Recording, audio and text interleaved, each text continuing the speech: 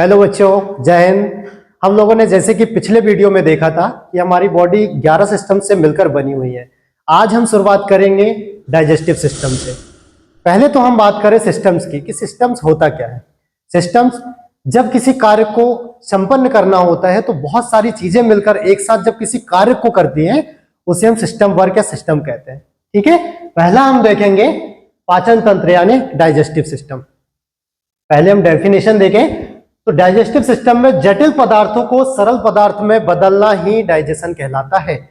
जटिल पदार्थों को सरल पदार्थ में बदलना ही डाइजेशन कहलाता है। ठीक है, इसमें जैसे हम लोग जल, विटामिन, खनिज की बात करें तो इनमें पाचन की आवश्यकता नहीं होती है क्योंकि इनके कण जो होते हैं बहुत बारीक होते हैं। हमारी बॉडी इन चीजों को डायरेक्ट एब्जॉर्ब कर लेती है। वसा, कार्बोहाइड्रेट और प्रोटीन, इन चीजों को जटिल से सरल पदार्थ में हमें कन्वर्ट करना होता है। ठीक है, जैसे कि आगे हम देखेंगे पाचन क्रिया दो प्रकार से होती है, एक तो रासायनिक, दूसरी भौतिक। ठीक है, रासायनिक हम लोग देखें, जैसे हम लोग भोजन को मुंह में लेते हैं हमारे मुंह में लार ग्रंथियां पाई जाती है। ठीक है, उनके द्वारा जो पाचन होता है वह है रासायनिक। और भौतिक की हम लोग बात करें तो जैसे ही हमने भोजन को मुंह में लिए और जैसे एकदम पीस के हमारे दांतों से पीस के उसके एकदम लसलसा बना देते हैं ना, लसलसा बना देते हैं, उसे हम भौतिक क्रिया कहेंगे।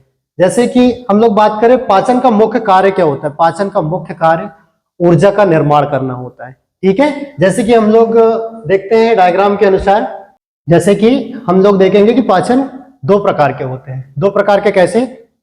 पहला तो आहार नाल। आहार नाल जो 32 फीट की होती है। जैसे कि हम देखें तो पाचन दो प्रकार के होते हैं। पहला आहार नाल, दूसरा ग्रंथियां। कुछ पाचन ग्रंथियां होती हैं। पाचन को देखें तो हम दो प्रकार से पाचन होता है। पहले हम लोग बात करें आहार नाल की, तो यह है आहार नाल यानी ये नहीं कि सिर्फ यहां से यहां तक की आहार नाल। जैसे ही भोजन को हम लोग ने ग्रहण किए, जब तक वो हमारे शरीर में है, जहां तक भी है, वह हमारे पाचन आहार नाल के अंतर्गत आएगा। आहार नाल 32 फीट की होती है, यानी मीटर में हम लोग देखें तो 9 मीटर की। ठीक है, पहला हम लोग देखते हैं मुख गुहा। मुख गुहा यानी गुहा जैसे खाली जगह। हम लोग जैसे मुंह को खोल के देखें तो अंदर जो खोखली जगह होती है ना, ये क्या कहलाएगी? गुहा। सबसे पहले हम लोग भोजन को कहाँ लेते हैं? मुख गुहा पर, जहां पर कुछ 3 प्रकार की लार ग्रंथियां मिलती हैं। एवं हम लोग उसके आगे की बात करें, जैसे ग्रास नली।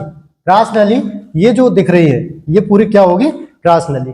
ग्रास नली, एक बात हमेशा ध्यान रखना, ग्रास नली में कभी भी पाचन नहीं होता है। यह सिर्फ माउथ से लेके अपना अमाशय तक पहुंचाने का एक रास्ता होता है। ठीक है, आगे हम देखें ग्रास नली। ग्रास नली जैसे आप हम लोग देखें तो यह पुश करने का काम करती है। जैसे कभी कभी टूथपेस्ट जब खत्म हो जाता है तो हम लोग पीछे साइड से मोड़ के कैसे उसको पिचका के आगे की तरफ लेके जाते हैं, बस सेम आहार नाल जो अपने ग्रास नली से वही काम करती है। ठीक है, आगे हम लोग देखें अमाशय। अमाशय में हमारा भोजन लगभग 4 घंटे उपस्थित होता है। ठीक है, 4 घंटे उपस्थित होता है। यानी जैसे ही माउथ में, पहले तो अपने मुख गुहा में भोजन आया, फिर ग्रास नली में आया, इसके बाद जब अमाशय में भोजन आता है, समथिंग 4 घंटे हमारा भोजन अमाशय में ही रहता है। ठीक है, यहाँ पर जैसे HCl जैसी एसिड अपना अमाशय में मिलते हैं। ठीक है, इसके बाद जैसे ही ये नीचे की तरफ आता है, नीचे की तरफ सबसे पहले कहाँ आएगा? छोटी आंत में। छोटी आंत में, ये स्मॉल इंटेस्टाइन। छोटी आंत से पाचन होते हुए ये बड़े आंत की तरफ, बड़ी आंत से पाचन होते हुए ये गुदा के थ्रू बाहर हो जाता है।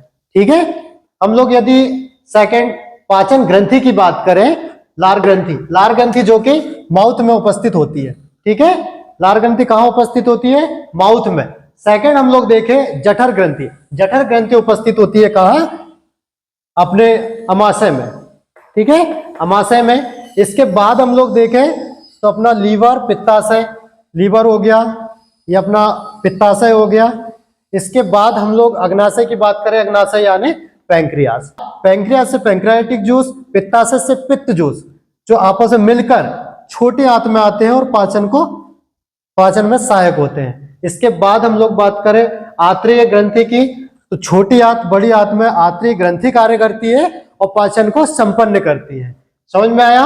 इसके बाद हम लोग एक एक चीजों की डिटेल्स देखेंगे अगले वीडियो पर, तो कहीं नहीं जाइएगा, जुड़े रहिए क्षितिज फाउंडेशन छिंदवाड़ा से।